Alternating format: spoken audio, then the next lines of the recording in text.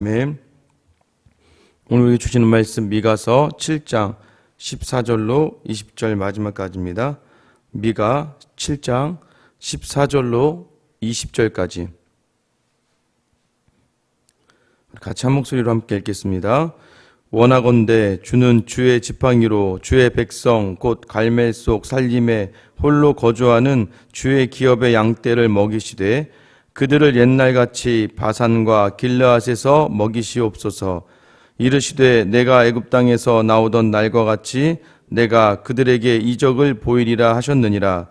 이르되 여러 나라가 보고 자기의 세력을 부끄러워하여 손으로 그 입을 막을 것이요 귀는 막힐 것이며 그들이 뱀처럼 티끌을 핥으며 땅에 기는 벌레처럼 떨며 그 좁은 구멍에서 나와서 두려워하며 우리 하나님 여호와께로 돌아와서 주로 말미암아 두려워하리이다. 주와 같은 신이 어디 있으리이까? 주께서는 죄악과 그 기업의 남은 자의 허물을 사유하시며 인애를 기뻐하심으로 진노를 오래 품지 아니하시나이다. 다시 우리를 불쌍히 여기셔서 우리의 죄악을 발로 밟으시고 우리의 모든 죄를 깊은 바다에 던지시리이다. 주께서 옛적에 우리 조상들에게 맹세하신 대로 야곱에게 성실을 베푸시며 아브라함에게 인애를 더하시리이다. 아멘. 내일은 오늘 밤 11시에 송구영신 예배가 있어서요. 내일 새벽 예배는 따로 드리지는 않도록 하겠습니다. 이제 다사다난한 2020년이 이제 오늘 마지막 그 하루를 남겨두고 있습니다. 살아오면서 이제 가장 많이 이제 듣고 싶은 이야기가 뭘까요? 여러분들 이렇게 자녀들이나 남편이나 아내에게 당신 같은 남편이 어디 있어? 당신 같은 아내가 어디 있어? 너 같은 자녀가 어디 있니? 너 같은 아들이 어디 있니? 여러분 이 표현 굉장히 우리도 좀 듣고 싶어하고 그죠? 자녀들이 엄마 같은 엄마가 이 세상에 어디 있어? 좋은 방향으로, 나쁜 방향으로 말고요. 그냥 엄마 같은 사람 어디 있어? 이게 아니라 정말 엄마 같은 엄마는 이 세상에 없지. 이런 이야기들을 우리는 줄곧 듣고 싶어 합니다. 그래서 저는 간혹 저희 아내한테 나 같은 남편이 없지? 하고 가끔 이야기하지만 호응은 별로 좋지는 않죠. 여러분, 이렇게 하나님은요, 우리에게 늘 이런 하나님이 되시기를 원하십니다. 그래서 우리 입을 통해서 정말 하나님 같은 분은 없습니다. 라는 고백을 듣고 싶어 하세요. 그만큼 나를 너무나 잘 아시고 나를 채우시고 나를 인도하시는 또 때로는 넘어졌을 때 위로하고 힘주시는 분, 이런 분이 없다는 것이죠. 여러분 이번 한 해 올 한 해 하나님이 여러분에게 그와 같은 하나님이셨다는 걸 믿으시기 바랍니다. 우리의 잘못과 실수 속에서 그 하나님을 놓치고 살았지, 하지만 하나님께서는 단 한 번도 우리에 대하여 자신의 마음과 생각을 돌이키시거나 자신의 뜻을 굽게 하신 적이 없다는 것이죠. 그래서 주님과 같은 분이 없습니다라는 고백은요, 거룩하신 하나님이심을 고백하는 것과 같다는 겁니다. 거룩하다는 개념이 구별되다는 개념이거든요. 그러면 하나님이 구별되다는 것은 무엇이냐? 세상의 다른 신과 같지 않다. 결국 전지전능하신 하나님, 그 하나님이 나를 보잘것없는 나를 너무나 사랑하셔서 언제나 나에게 특별한 마음과 생각으로 다가오시기 때문에 우리의 인생 가운데는 주와 같은 분은 없을 수밖에 없는 거죠. 오늘 미가는 마지막으로 이제 자신의 바람을 하나님 앞에 던지면서 오늘 본문의 말씀을 시작합니다. 14절을 보면은요, 원하건대 주는 주의 지팡이로 주의 백성 곧 갈멜 속 살림에 홀로 거주하는 주의 기업의 양떼를 먹이시되 그들을 옛날같이 바산과 길르앗에서 먹이시옵소서. 주는 주의 지팡이로 주의 백성, 결국에는 뭐예요? 갈멜 속 살림 속에 홀로 거주하는 주의 기업의 양떼. 결국은 아무것도 아닌 것처럼 되어버린 이 양떼를 주님께서 다시 목자가 되어주셔서 주의 지팡이로 먹여 달라는 거예요. 지팡이로 이끄시고 인도하시고 보호하셔서 다시 그들을 회복시켜 달라고 하나님께 간구합니다. 그들을 옛날같이 바산과 길르앗에서 먹여달라는 의미는 무엇일까요? 바산왕 옥, 이 요단 동편 땅, 그리고 길르앗, 그 지역을 다 길르앗이라고 불렀습니다.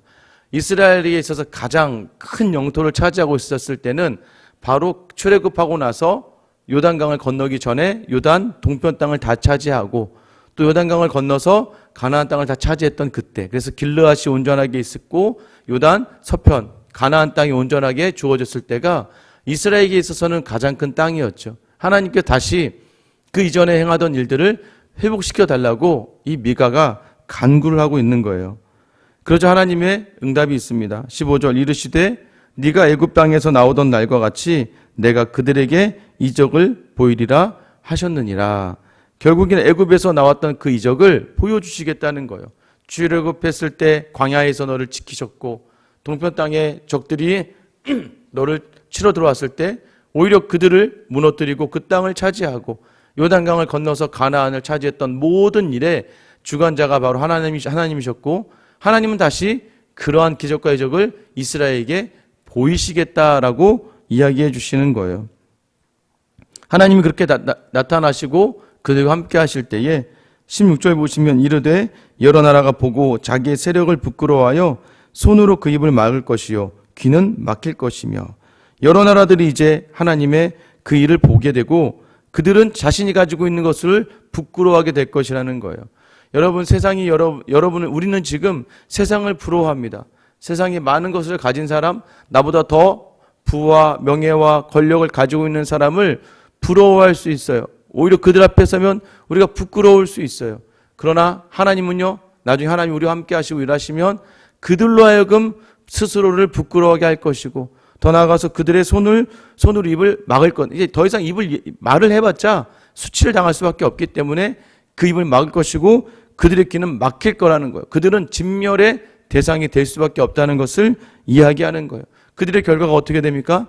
17절에 보면 그들이 뱀처럼 티끌을 핥으며 뱀처럼 티끌을 핥다.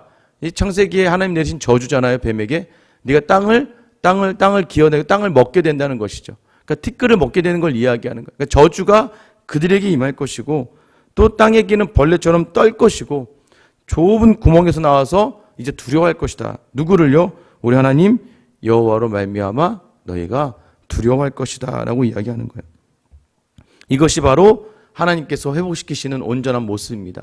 출애굽하던 그 놀라운 기적, 그 놀라운 이적을 이스라엘에게 행하셔서 그 땅을 모두 다시 회복하게 하시되 그동안에 이스라엘을 괴롭혔던 대적들은 정말 수치스럽고 정말 치욕적으로 그들에게 저주가 임하고 그들은 다 멸절될 것이다라고 하는 것을 선포하시는 거예요.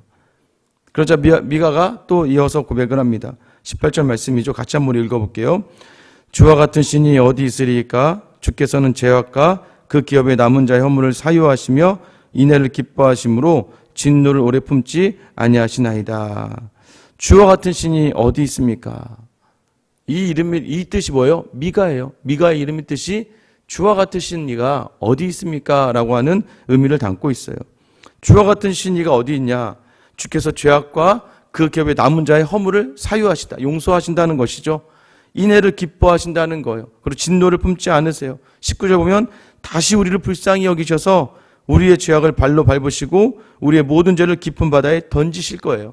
이 말의 의미는 왜 하나님은 주와 같은 신분이 없느냐? 왜 하나님께서 거룩하신 하나님이냐?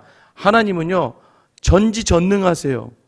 세상에 어떤 신도 하나님을 대적할 수 없어요. 세상에 다른 신은 없죠. 하나님밖에 없죠. 그런데 그 하나님이요 우리를, 자기 백성을 너무나 사랑하셔서 어떻게 하신다는 겁니까? 우리가 죄를 지었어요. 신께, 하나님께 죄를 지었음에도 불구하고 다른 신들은 가차 없다는 것이죠. 우리가 여러 가지 신들은. 그런데 하나님은요 자기를 향하여 죄를 지은 자기 백성을 어떻게 한다는 거예요? 그 죄악과 그 허물을 용서하시고 싶으신 하나님이시라는 거예요. 그리고 우리에게 늘 인애, 따뜻함, 자비와 그 자비를 베푸시기를 기뻐하신다는 거예요. 하나님께서 진노를 오래 품지 않으시기를 원하신다는 거예요. 복은 1000대까지, 그러나 저주는 3, 4대까지의 의미는 뭐 3, 4대까지니까 4대까지거나 이게 아니라 하나님은 그만큼 자기 백성에게 진노하기를 더디하시고 빨리 그치고 싶으신 분이시고 복 주시기를 원하신다는 것이죠. 하나님께서 다시 우리를 불쌍히 여기신대요. 여전히 죄악 가운데 있지만 불쌍히 여기시지만 하나님이 하시는 일이 있습니다. 무엇이냐면 우리의 죄를 미워하신다는 거예요. 우리 하나님을 싫어했던 그 마음, 사탄의 유혹 속에 있었던 그 마음을 싫어하셔서 스스로 하나님이 그 죄를 밟으시고 우리의 모든 죄를 바다에 던지시겠다는 거예요. 여러분, 이 과정이 어떤 과정이냐면 우리의 죄를 밟으시는 과정, 우리의 죄를 바다에 던지시는 이 과정이 바로 우리에게는 고통일 수 있어요. 왜냐하면 우리가 바라는 것이 그 죄된 모습이거든요. 우리가 소망하는 것이 그거거든요. 근데 하나님은 그것을 여지없이 꺾으시고 여지없이 밟으셔서 바다에 던져버리시겠다는 거예요. 이것이 없어도 네가 평온하고 평안하게 살 수 있다는 것을 내가 보여줄게. 이것을 네가 바라는 이 모든 것이 오히려 하나님의 온전함을 누리지 못하는, 하나님의 나를 누리지 못하는 것이라는 걸 알게 해서 하나님은 이 모든 것을 바다에 스스로 대신하여 던지시는 거예요. 이 모든 일들을 감당하시기 위하여 예수 그리스도의 보혈의 그 십자가가 우리에게 주어진 것이죠. 기억하셔야 됩니다. 하나님의 진노는 오래가지 않으세요. 하나님은요, 그 죄를 태우시는 그 시간에 우리를 고난 연단시키시고 환난 가운데 있게 하실 것이지만, 그러나 그 이후에 우리를 정금같이 나오게 하시는 분이 바로 우리 하나님이 되시는 거예요. 그래서 우리로 하여금 우리가 잘한 건 없는데 우리의 죄가 하나님의 놀라운 인애로 말미암아 불태워지고 없어지는 거예요. 마지막 20절에 어떻게 됩니까? 주께서 옛적에 우리 조상들에게 맹세하신 대로 야곱에게 성실을 베푸시며 아브라함에게 인애를 더하시리이다. 우리의 간절한 고백 무엇이었습니까? 우리 조상들에게 맹세했던 것, 그 땅에서 풍요로움을 누리게 하셨다는 것. 근데 그것이 무엇이에요? 그 약속을 지금 야곱에게 성실로 나타내실 것이다. 근데 다시 너희가 그 땅에 풍요로움을 누리게 할 것이다. 아브라함에게 인애를 더할 것이다. 아브라함과 같은 우리 아브라함 후손들이죠. 아브라함 자녀들에게 하나님께서는 인애를 더하신다. 성실과 인애. 늘 하나님은 여상하게 우리를 사랑하시고 우리를 용서하시기를 그치지 아니하시고 늘 우리를 붙드시고 이끄시는 하나님의 자리에 서게 해달라는 간청과 더불어 하나님이 그렇게 하실 것을 약속해 주시는 거예요. 올 한 해가 참 다 갔습니다. 저는 어떻게 갔는지도 모르겠습니다. 이제 딱 1년이 좀 된 이틀 넘었는데 1년 동안에 어떻게 이 시간이, 지금 뭐 송구영신, 물론 나이가 차면서 뭐 절기나 이런 것들, 뭐 성탄절이라든가 뭐 생일이라든가 뭐 특별한 이런 날들이 좀 무뎌지긴 하죠.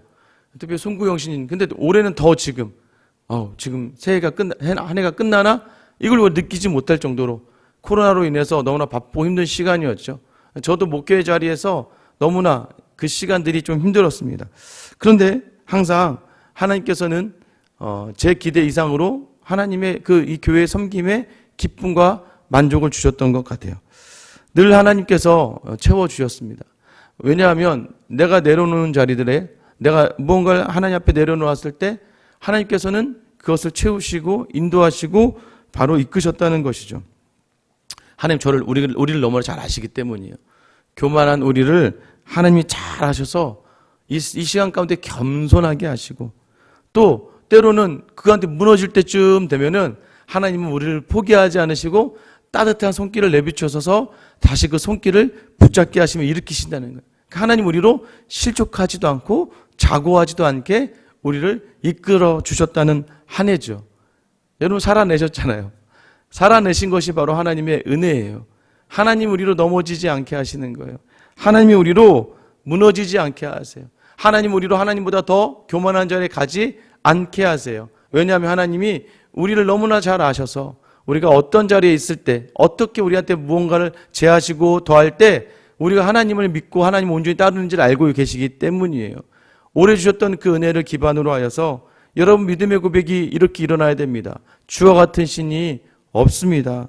주님, 하나님과 같은 분이 내게는 없습니다. 이 고백으로 이 한 해를 마무리하시고 또 내 새해에도 마찬가지예요.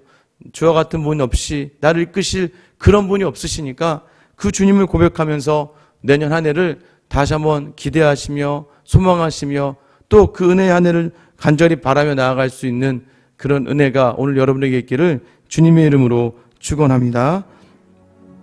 이 시간 같이